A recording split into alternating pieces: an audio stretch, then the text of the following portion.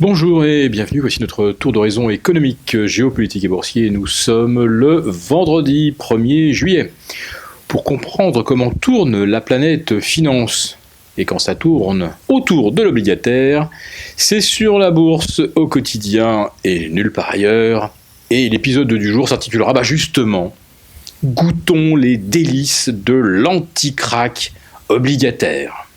Mais avant d'aborder le sujet central de cette chronique, sujet un petit peu inhabituel parce qu'on n'a pas vraiment l'habitude de vous parler des bonus espagnols, des Bunds, des OAT ou des guilds britanniques, commençons quand même par refaire un petit point, c'est la moindre des choses, sur les performances boursières au premier semestre 2016.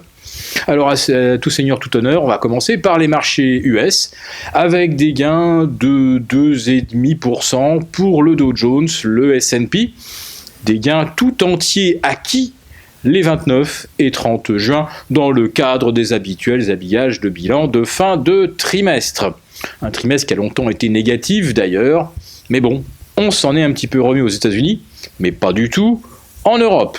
Alors nous vous avons déjà expliqué qu'il y a certainement eu un phénomène de vase communicant, les gérants américains balançant le papier en Europe pour soutenir leur propre marché, et il fallait bien ça parce que c'est pas les bénéfices publiés ni les bénéfices attendus, d'ailleurs la saison commence en milieu de semaine prochaine, c'est pas ça qui peut soutenir le niveau des indices US actuels. Alors en Europe, on est à moins 9 et quelques à Paris, moins 13,5 sur l'Eurostoxx, et encore on s'en est un petit peu tiré hier, grâce aux déclarations de Mark Carney, le patron de la Banque centrale britannique, qui promet en quelque sorte un nouvel assouplissement monétaire, une détente de taux pour le 14 juillet prochain. La nouvelle a tellement surpris les marchés obligataires britanniques que le gilt s'est juste détendu de 8 ou 9 points de base. Alors c'est vrai, on atteint un nouveau plancher historique de 0,88. Personne ne pensait voir ça un jour.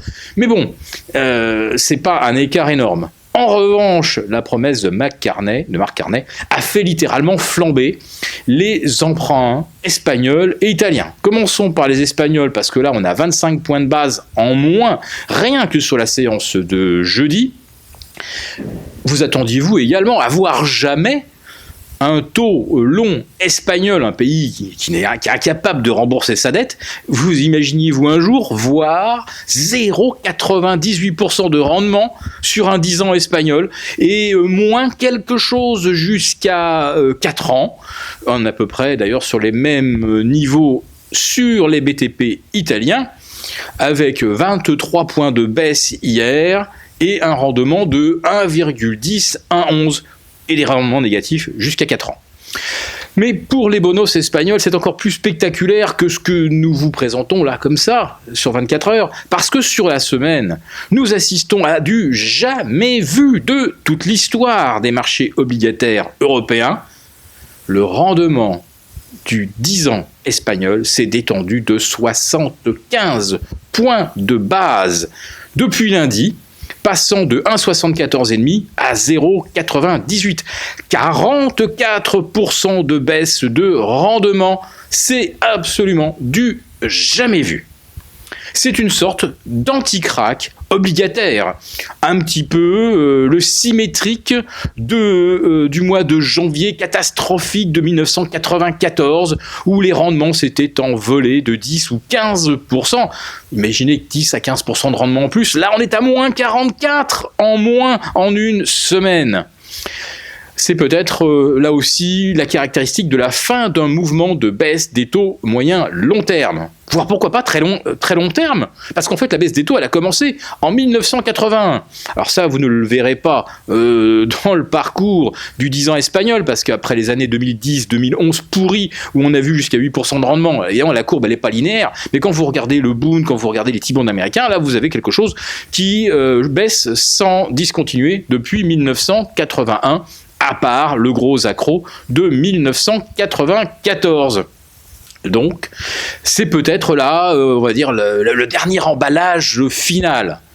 Mais qu'est-ce que ça veut dire si on est vraiment au bout de la baisse des marchés obligataires à moyen long terme ? Imaginez que les taux maintenant se retendent, alors qu'on nous explique que les banques centrales ne vont pas bouger. Ça veut dire qu'elle perdrait totalement le contrôle sur la courbe de taux.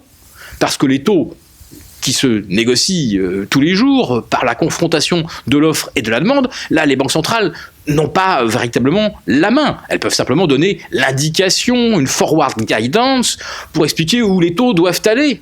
Mais ce qui se négocie au jour le jour, eh bien, si d'un seul coup les taux se mettent à grimper, les banques centrales n'y peuvent rien. Elles peuvent même mettre les taux aussi négatifs qu'elles le veulent, ça ne changera rien au problème. Et puis bien sûr, des taux au niveau où nous les observons, qu'est-ce que ça veut dire en termes de croissance ? Alors ça serait un scénario terrible, qui ne se manifeste pas, même si la croissance est désespérément lente, on n'est pas encore en récession. Mais regardons ce qui se passe au Japon, où la politique monétaire est beaucoup plus accommodante qu'elle ne l'est en Europe, ou qu'elle ne l'est désormais aux États-Unis. Et nous avons ce matin une chute de moins 1,10% de la consommation, une inflation négative de moins 0,4%, en Europe on est encore à plus 0,6%, bon, ça reste positif, et puis le PIB japonais est également en territoire négatif. Donc ça n'a rien d'impossible finalement. Voyez les taux longs japonais, ils sont à moins 0,20, 0,25. Moins quelque chose. Est-ce qu'on a de la croissance et de l'inflation ? Non.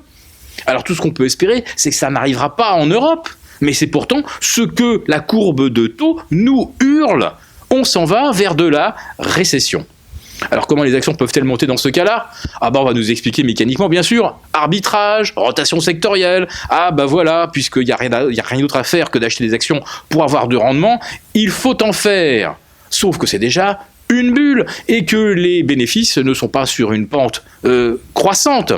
Et on va voir à partir de la semaine prochaine les premiers états concernant les bénéfices au deuxième trimestre. Les marchés viennent de reprendre 7% en Europe, 7,5% même, puisque le CAC est autour de 4260. Donc, nous venons d'effacer 50% de la baisse dite du Brexit, mais derrière, il n'y a aucun élément fondamental positif, sauf des taux nuls ou à rendement négatif, mais ça, c'est une aberration complète. Donc, après 7,5% de rebond, ça confirme exactement ce que nous vous donnions comme conseil hier. Tout se passe exactement comme nous l'avions annoncé. Le CAC 40, donc, à 4260. Nous vous avons conseillé de racheter des BX4. Vous pouvez le faire autour de 9-10 environ. Sur les BXX, l'ETF BER de l'Eurostoxx, vous pouvez aujourd'hui vous positionner aux alentours de 8,05. Et sur le DAX, les ETF BER DSD, là, il vous faudra débourser entre 7,45 et 7,50. Voilà, ça a tout simplement reperdu un peu plus de 12%, pardon, même 14% sur les niveaux auxquels nous vous avions conseillé de prendre vos bénéfices lundi et mardi. Donc 14% plus bas, nous reconstituons les positions exactement à leur niveau d'avant le Brexit. Ce n'est pas encore une stratégie totalement offensive à la baisse. Nous ne le ferions pas, évidemment, à moins que le CAC 40 ne retombe sous 3009. Donc pour l'instant, c'est simplement jouer un excès haussier court terme et puis surtout un scénario obligataire qui, a priori, et si les marchés obligataires ont raison, anticipe un scénario macroéconomique particulièrement négatif à moyen terme, ce dont les actions pourront évidemment être victimes. Suivez bien sûr nos signaux en temps réel grâce à Mathieu Lebrun sur la Bourse au quotidien Pro. Bon week-end.